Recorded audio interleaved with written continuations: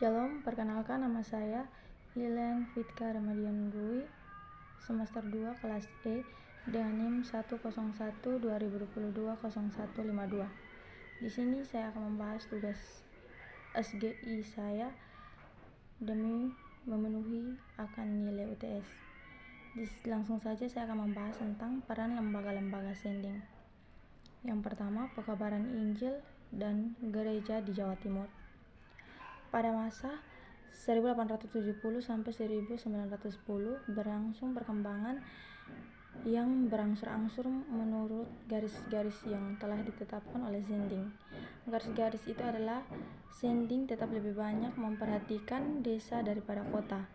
Para Sending mendirikan desa-desa Kristen yang baru dengan jalan membuka tanah.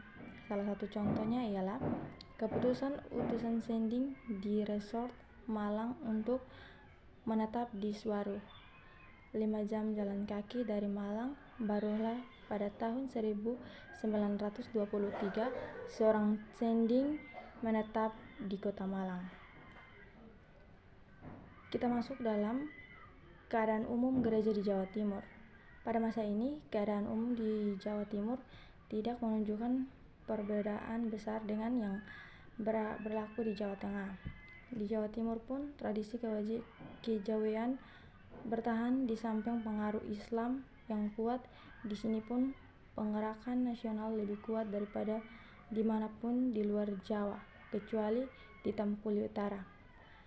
Berbeda dengan Jawa Tengah, di Jawa Timur pada tahun 1870-an proses penampungan kekristenan Jawa oleh lembaga-lembaga sending Eropa sudah selesai. Kita masuk pada bagian ketiga, pengaruh dan kehidupan jemaat di Jawa Timur. Bagi Sending, kebangkitan orang Kristen Jawa Timur meskipun untuk sementara hanya menyangkut mereka yang berada di kota-kota merupakan tantangan.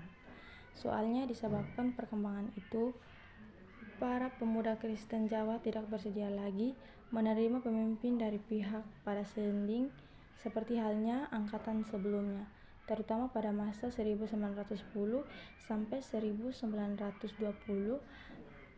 Para Sending mendapat celana seakan-akan bertindak sebagai penjajah rohani, khususnya tenaga yang sudah lama di lapangan merasa sulit untuk menerima sikap seperti ini. Tetapi pada tahun 1918 dilakukan upaya untuk mengatasi kesulitan itu. Pada kesempatan itu, para Sending dan orang Kristen Jawa meninggalkan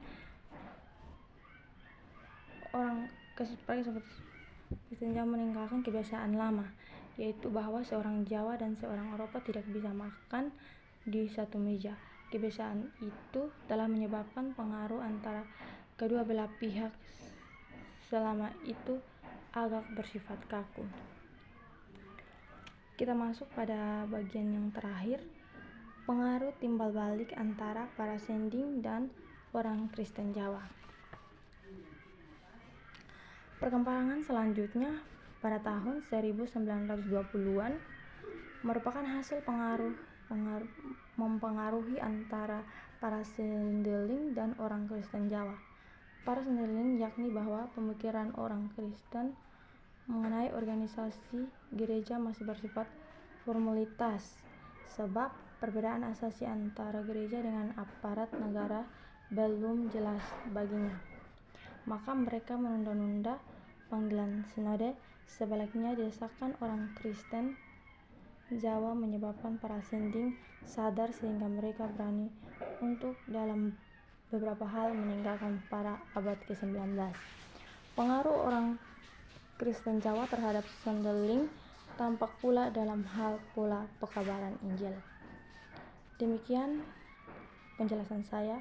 Terima kasih. Shalom.